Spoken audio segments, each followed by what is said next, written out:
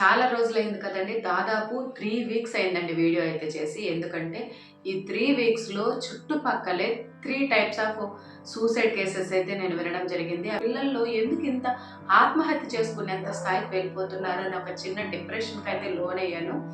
కేవలం 10థ్ క్లాస్ చదివే పిల్లవాడు బాగా చదవటం లేదు అని పేరెంట్స్‌కి టీచర్స్ కంప్లెయింట్ చేయంగానే పేరెంట్స్ ఒక మాట అన్నారని, ఎందుకు సరిగ్గా చదవట్లేదని ఒక మాట అన్నందుకే ఆ అబ్బాయి ఆత్మహత్య చేసుకొని చనిపోవడం జరిగింది.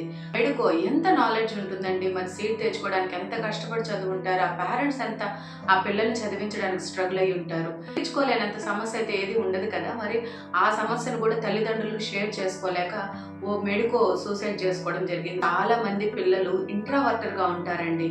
వారి మనసులో ఏదైనా సమస్య ఉన్నా వాళ్ళు ఫేస్ చేసే సమస్యను ఫ్రెండ్స్‌కి షేర్ చేసుకోలేరు, పేరెంట్స్‌కి షేర్ చేసుకోలేరు. ఏ బిడ్డకైనా సరే ఒక సమస్య ఉంది అంటే ఫస్ట్ వాళ్ళకి బ్యాక్ బోన్ లాగా నిలిచేది కుటుంబం మాత్రమే.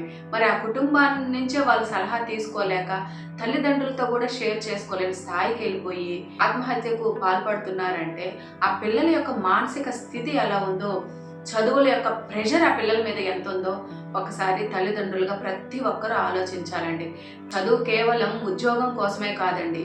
జ్ఞానాన్ని తెలుసుకోవడం కోసం, మంచి ఏది, చెడు ఏది, ధర్మం ఏది, అధర్మం ఏది తెలుసుకోవడానికి, మంచి చెడులు తారతమ్యాలు తెలుసుకొని వాళ్ళు ఓ మంచి జీవన విధానాన్ని సాగించడం కోసం విద్య ఉపయోగపడాలి కానీ కేవలం ఉద్యోగం, డబ్బు సంపాదన ఈ దశలోనే పిల్లల్ని పెంచడం, ఈ దశలోనే పిల్లల్ని ప్రోత్సహించడం, ఇంత డబ్బు పెడుతున్నాం, ఇంత చదవాలి, ఈ ర్యాంకులు రావాలని పేరెంట్స్ ఒక పక్క, అదేవిధంగా ఇన్స్టిట్యూషన్స్, కాలేజీల యొక్క మంచి పేరు కోసం ఆ పిల్లల్ని వాళ్ళ స్థాయి తెలుసుకోకుండా వాళ్ళపై బలవంతమైనటువంటి చదువుల్ని రుద్దడం వల్ల ఈరోజు పిల్లలు చిన్న చిన్న విషయాలకి ఆత్మహత్య చేసుకునే స్థాయికి వెళ్ళిపోతూ ఉన్నారు.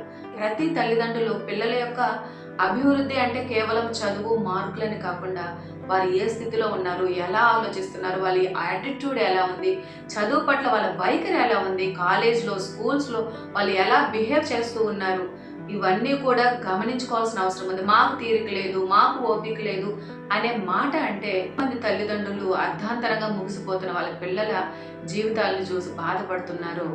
కళ్ళారా చూస్తూ ఉన్నాం కదా. కాబట్టి మన పిల్లల కోసం సమయాన్ని కేటాయించాల్సిన అవసరం, వారి గురించి ఆలోచించాల్సిన అవసరం చాలా చాలా ఉంది.